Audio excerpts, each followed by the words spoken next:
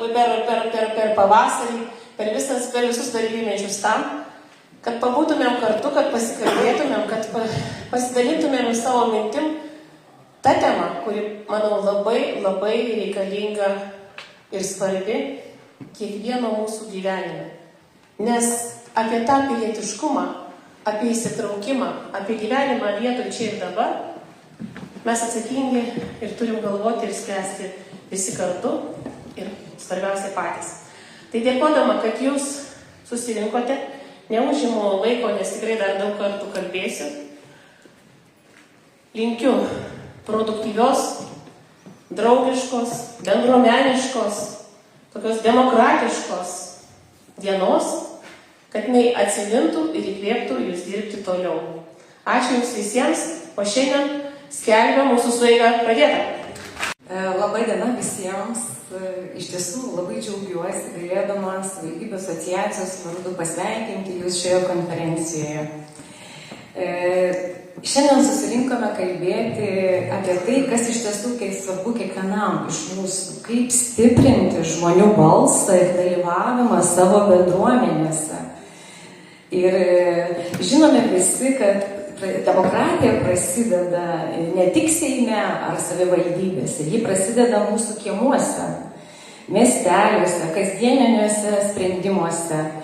Ir kad įtraukti žmonės iš tiesų nėra labai paprasta, trūksta laiko, pasitikėjimo, kartais ir aiškių būdų, kaip įsitraukti.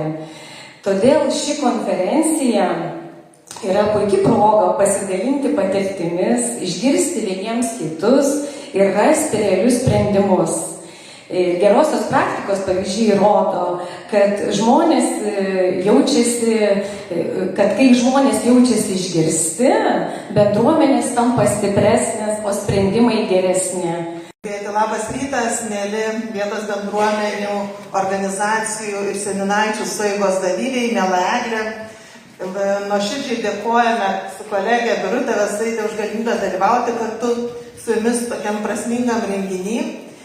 Ir šiandien vyksta nacionalinis miškasodis. Labai daug kas sodina miškus.